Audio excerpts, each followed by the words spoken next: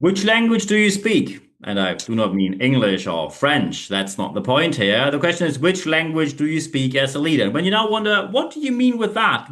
Is there a leadership language? And yes, there might be. We have an expert on the matter with us here today. Hello and welcome, Mark Wessner.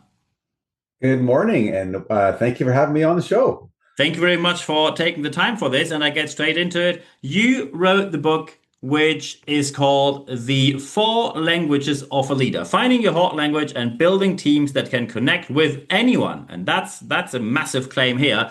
Many people say, okay, look, there are certain people who I connect with. There are certain people who I do not connect with that well. This is just how life goes. Some people you like, some people you don't. We just float along. You have a different claim here. Can you tell us what are the four languages of a leader? Yes, I actually do have a different claim, and that observation is true. We do connect with different people in different ways, but the book is actually exploring why that's the case and how Hmm. that works well, or how understanding it works well for a leader. Because really, as a leader, our primary tool that we can do our leadership through is our voice, is through communication. We can have all kinds of skills, but if we can't communicate effectively, it doesn't matter what our skills are, right? We can't connect with our board of directors or potential clients or partners or whomever it is. And yeah, so each one of us would have a language that is our heart language, our default language. We just kind of naturally go that way and we're good at it. But as the framework in this book introduces, perhaps there are different kinds of languages that each of us are really good at naturally, and different kinds of languages that suit the situation differently. And so that's what I explore in this book. Mm. Excellent. What was your motivation to write this kind of book at this point in time? Yeah, it's a great question. Two pieces. Number one, just personal experience in my own sense of frustration in a specific context where I was communicating regularly and going, why is it just doesn't feel like it's connecting? It doesn't feel like it's working for me. I'm not sure if it's working for others. And it wasn't for lack of effort. It was just something was wrong. And then I came across some writing by another researcher who introduced this framework, who I've since actually built a relationship with and expanded on, which is what this book is Hmm. about. And then the second layer is as I began to do more executive coaching and work with other executive leaders in other contexts, realizing that I'm not the only one who experienced this frustration. And so then I've taken that basic model of research and that framework and expanded it across leadership in all kinds of contexts. So I use it quite a lot in my own life and leadership, and also equipping others to be able to just effectively lead more effectively.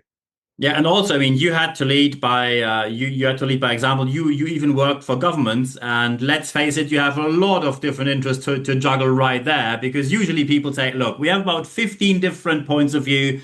Could you please serve all of them to full extent at the same time? Doesn't matter if it Yeah. goes really quick."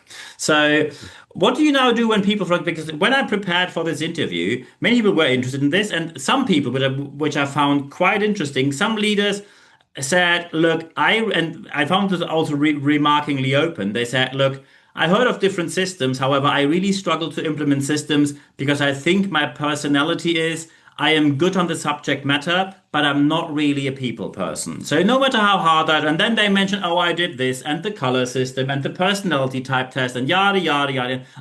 They tried all of that and they said nothing of that worked for them. Do you think there are people who really are not people, or do you think that with this system, really anyone can connect to people? I think with this system, anyone can connect because the point of it is each of us has a default language, a certain. And so, what I mean by a default heart language is when you and I communicate with somebody, regardless of whether we're on a stage public speaking or it's one on one or in a team setting, whatever the context is, when we communicate, each of us by default is expecting and wanting a certain kind of response by the other person or the other group, not specific to the topic, but just a way of responding. And so, for example, some of us are wired to, whenever we're communicating, what we need is the other person to respond in the moment in some sort of personal way or a responsive way. Others of us, our sweet spot is when we communicate with somebody and we're wanting them to go, huh, I need to think about that more often. And Mm-hmm. so it's that kind of framework that this book and just my experience has described. And so it's really not about personality or color or animal or different. And those are there's lots of validity to those approaches. I use some of them in my own coaching, Hmm. but this isn't really doing that. What it's trying to do is find help us identify the way of communication that resonates with us, and then when we speak and use our strategies of communication and how we put things together that are in sync with that, then the other people go, oh, I'm connecting with this. No, they may or may Hmm. not agree with what you're talking about. That's not the point, but they're connecting with it, right? And so I really do believe that, and I have yet to see an example that would contradict this, that each of us can actually communicate well with other people. And it's most effective when we use the language, the way of communicating, crafting our message in a way that resonates with us, because we're just Hmm. naturally good at it. And then exceptional leaders learn to use the other languages and sometimes recognize that it's not their sweet spot, but they have someone else on their team that they can bring in Yeah. who they have a different heart language that is just perfect for the moment, and then let them do the communication. So Yeah. it's a good team tool as well. Yeah, absolutely. And also important to have have a system in place that actually works. You already said there are lots of models out there, and let's face it, some of them, when it comes to people saying you are the monkey, you are this, this is rather a debatable approach from a scientific point of view. Let's be clear with that. However, one question I have to ask. Some people who I asked before I prepared for this interview said looks highly interesting, and then some people said, look. I see this man has like a massive government project lead, PhD qualified. Look, I am working as a lead electrician in some corporation. I don't have that massive career. So what kind of read can people expect? Is it a very scientific read, rather hard to read, where you have to sit down, or is it something you can basically read on the way to the work on the bus? Where are we with this book so people can have the right expectation? Yeah, it's a very short book on purpose. It's less than 100 pages, Hmm. and the style of writing is very accessible. I give illustrations from my own experience and others. It's a very easy read on purpose. For those who want to dive into the details of research, I've included an appendix at the back. And so, Hmm. because sometimes people, well, that's a great model, but So how you do I give the know if it's sources for true? everything you claim. You actually give the backing for everything. I mean, you are PhD level qualified. Obviously, you do. Otherwise, you wouldn't hold that PhD, obviously. Yeah. So, yeah. Exactly, right? Yeah. And so for people who want to do that deep dive, go to the appendix. You can nerd out on all of the details. For those of us, which would be most of us, who are just going, how can this practically help me right now?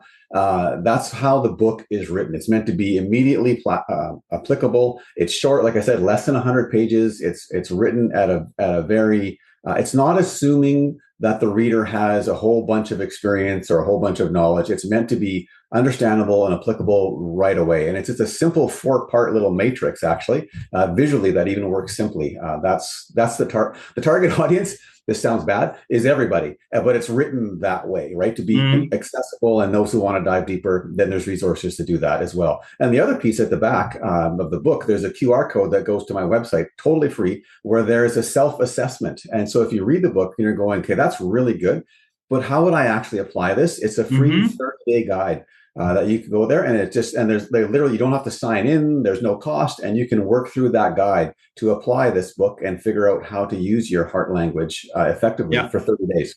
Yeah, brilliant. So that means people actually can get all the theory behind it that you have in your book easily accessible. People who say, hey, I want the deep dive in science, find the sources can go right there. And then they find the QR code to apply everything in their real life. Of course, there's one final question I have to ask you. When people now say, hey, I read the book, and maybe they say, Mark could be really helpful for us as a trainer or as a speaker at our event or as a coach for our executives or whoever else wants to help get in touch with you. The main question is, how can they get in touch with you? Yeah, great question. I'm on LinkedIn, so just search for Mark Wessner on LinkedIn, and I'll come up there. And then my website is leadingwell.ca, because I'm Canadian, We and but are.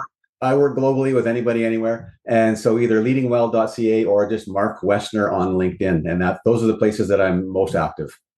Brilliant. These are the perfect final words. So you see, the heart language can be exactly the key to communication that you need. So at the end of this interview, there's only one thing left for me to say. Mark, thank you very much for your time.